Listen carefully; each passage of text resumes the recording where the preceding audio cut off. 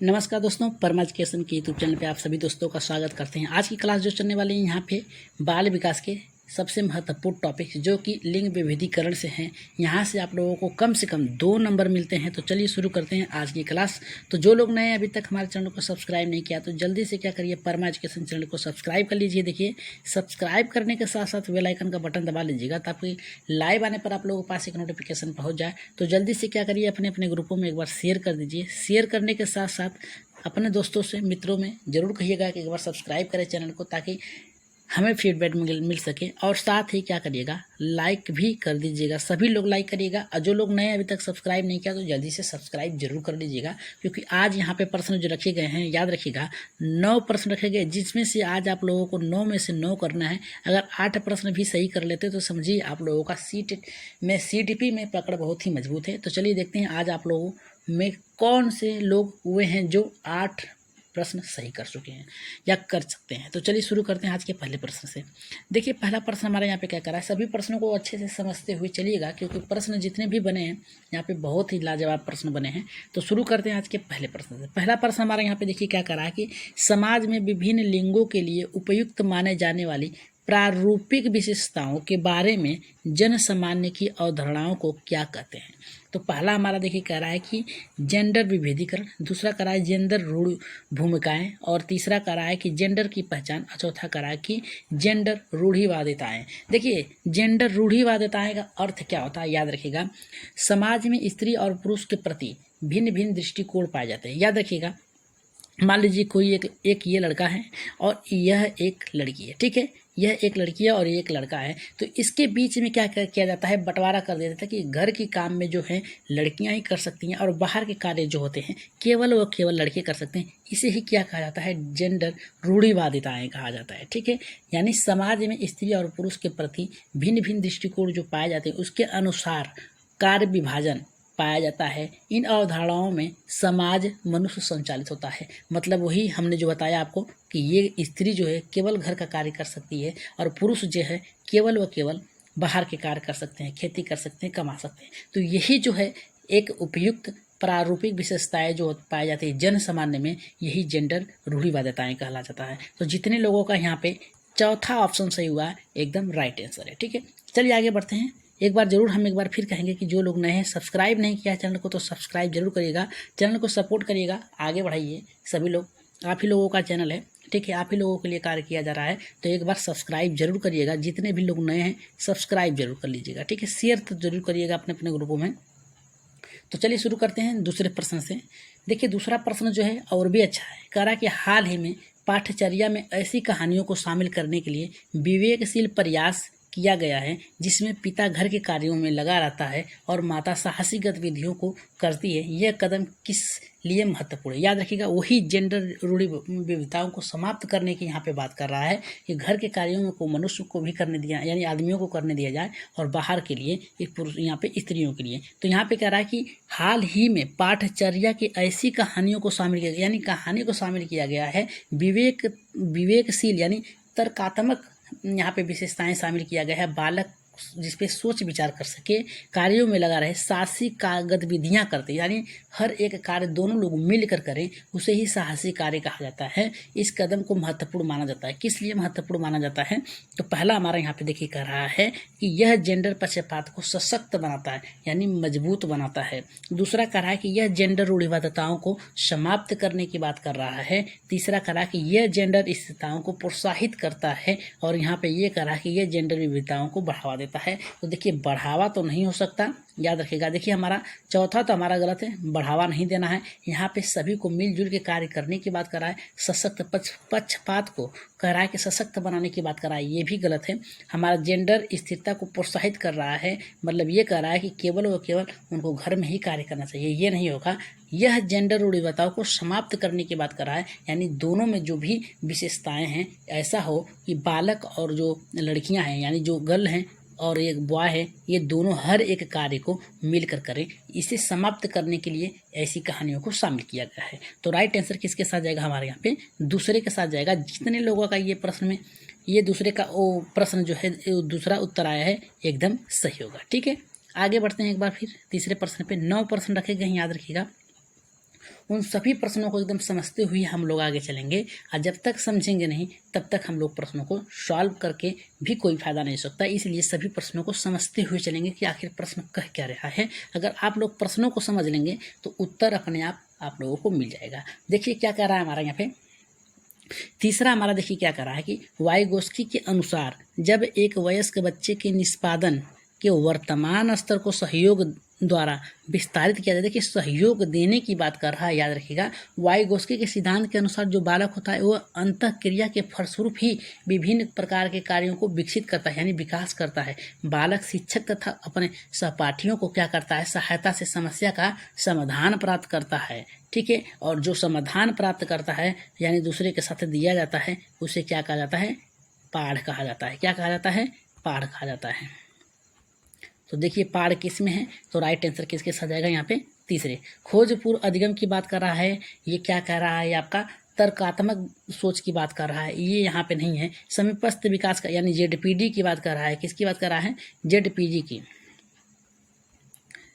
की। लेकिन यहाँ पे हमें क्या कर रहा है, सहयोग की विस्तारित कर रहा है। सहयोग जो होगा पाड़ और ढांचा के साथ जाएगा, ये हमारा ऑप्शन सही होगा। चलिए आगे बढ़ते हैं यहाँ पे छठे प्रश्न पे, यहाँ पे चौथे प्रश्न पे देखते हैं। चौथा प्रश्न कितने लोगों का सही होता है, क्योंकि ये प्रश्न सबसे महत्वपूर्ण है।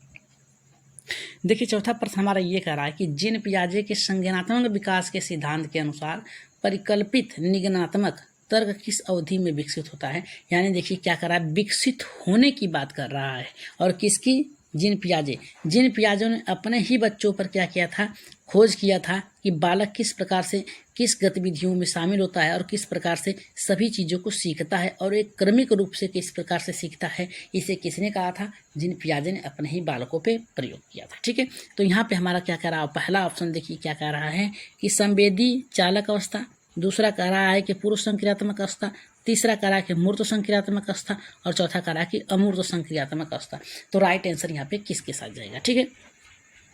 देखिए अगर हम बात करें जीन पियाजे के संज्ञानात्मक विकास के सिद्धांत के अनुसार की अगर बात करें तो याद रखिएगा अमूर्त संक्रियात्मक अवस्था जो होती है 11 से 15 वर्ष की होती है, ठीक है। अमूर्त अवस्था जो होती है, सॉरी यहाँ पे एक मिनट, जो अमूर्त संक्रियात्मक अवस्था होती है, याद रखिएगा अमूर्त संक्रियात्मक अवस्था की जो बात की जाए ये 11 से 15 वर्ष होगी। कितना होगा, 11 से 15 वर्ष के किशोर में निगमनात्मक तर्क का यहाँ पे क्या रहता है, अनुप्रयोग अधिक अमूर्त रूप से कर सकते हैं, ठीक है। तो राइट आंसर किसके साथ जाएगा, हमारे यहाँ पे चौथा जो राइट आंसर होगा हमारा चौथा ही होगा, ठीक है। राइट आंसर किसके साथ जाएगा, चौथा होगा। संवेदी पेशी चालक अवस्था 0 से 2 वर्ष, याद रखिएगा। पूर्व संक्रियात्मक अवस्था, अमूर्त संक्रियात्मक अवस्था में बालक सोचना विकसित करता है, यानी तर्क यानी शुरुआत करता है। तो राइट आंसर किसके साथ जाएगा, हमारा यहाँ पे चौथे के साथ जाएगा, ठीक है। अमूर्त संख्यात्मक अवस्था में क्या करता है, निगमनात्मक यानी नियम की तरफ बढ़ना चालू होता है। और 11 से 15 वर्ष का जब बालक होता है वो कक्षा 6 से लेकर 8 में प्रवेश कर लेता है,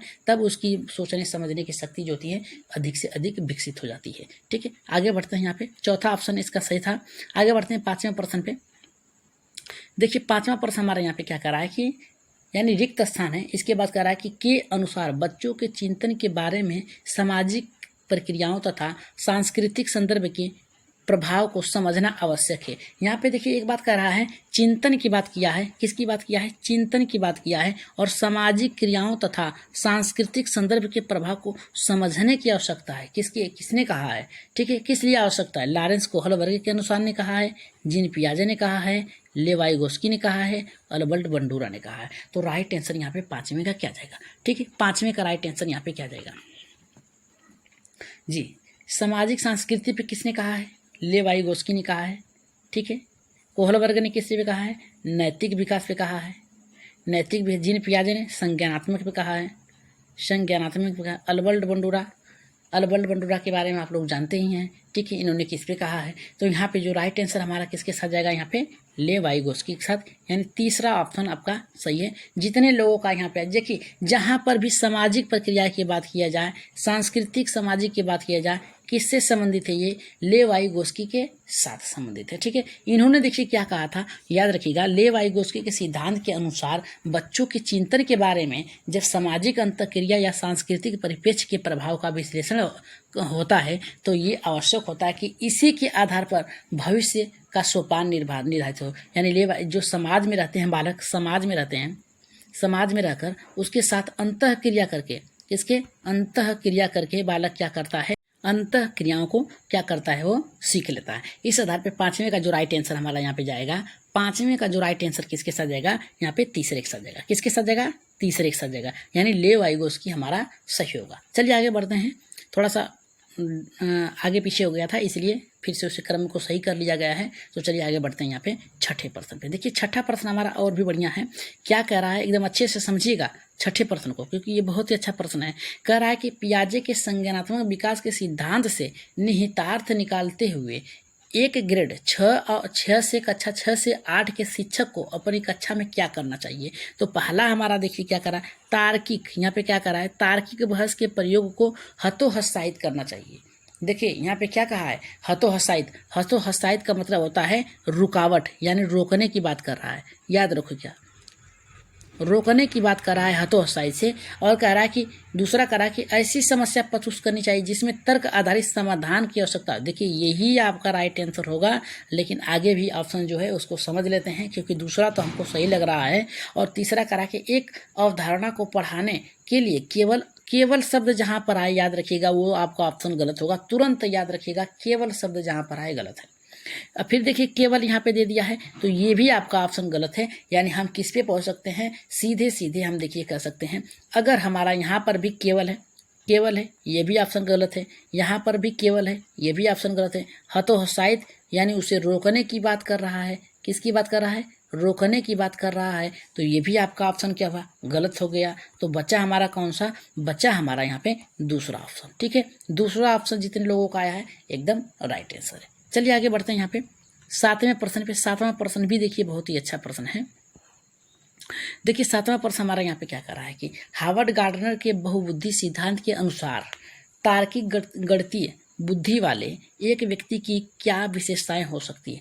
यहाँ पे देखिए तार्किक बुद्धि वाले बच्चों की बात कर रहा है, याद रखिएगा तार्किक बुद्धि वालों की। तो यहाँ पे पहला हमारा क्या कह रहा है, ध्वनि ताल शब्दों के अर्थ के प्रति संवेदनशील यानी कठोर, यानी मतलब क्या नाजुकता की बात कर रहा है। तो यहाँ पे तार्किक सोच की बात किया है, तो ये तो ऑप्शन आपका नहीं होगा। ठीक है, ये तो ऑप्शन 100% आपका नहीं होगा। आगे देखते हैं, दृश्य स्थानिक परिवेश को सटीक रूप से ग्रहण। देखिए सटीक रूप से मतलब जो भी ग्रहण, जो भी उसके समाज में चल रहा है, ठीक है, स्थान में चल रहा है, दृश्य यानी देख कर उसे ग्रहण करना, ये भी तार्किक नहीं हुआ। ठीक है, इसे भी क्या कर सकते हैं, इसे भी संवेदनशील कहा ही जा सकता है। और तीसरा, संगीत अभिव्यक्तियों की आवाज के स्तर को ताल सौंदर्यपूर्ण गुणों को उत्पन्न करने में प्रशंसा करना, ये भी आपका गलत ही ऑप्शन है। चौथा देख लेते हैं, शायद सही हो जाए।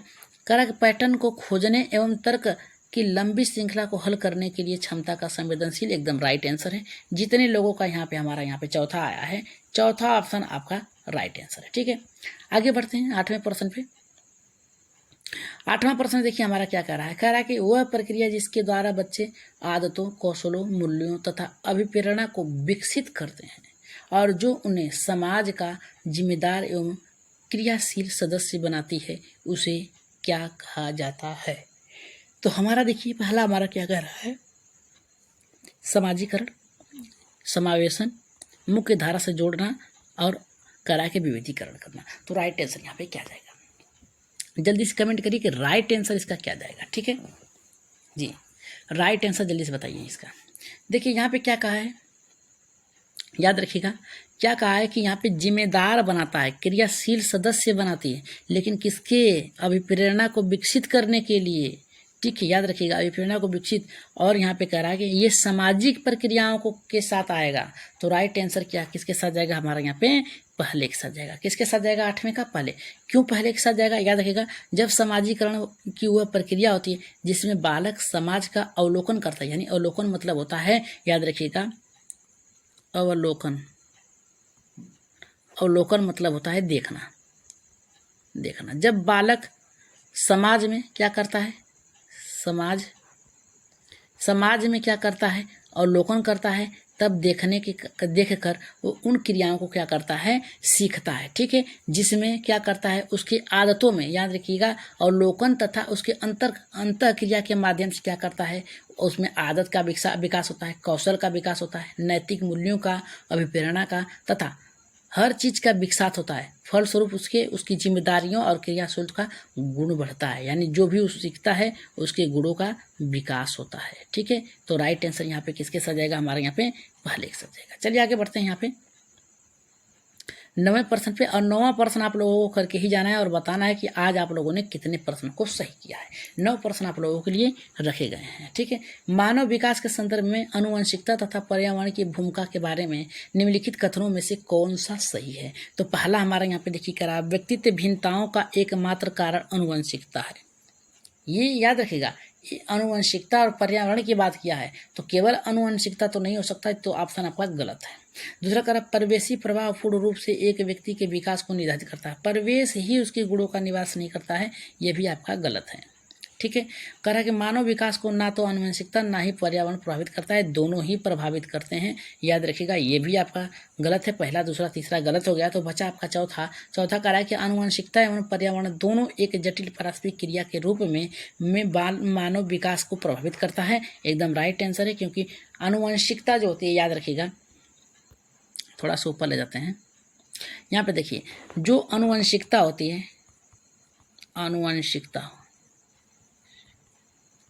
आनुवंशिकता जो होती है, ये बालक को कहाँ से मिलता है, माता पिता से मिलता है।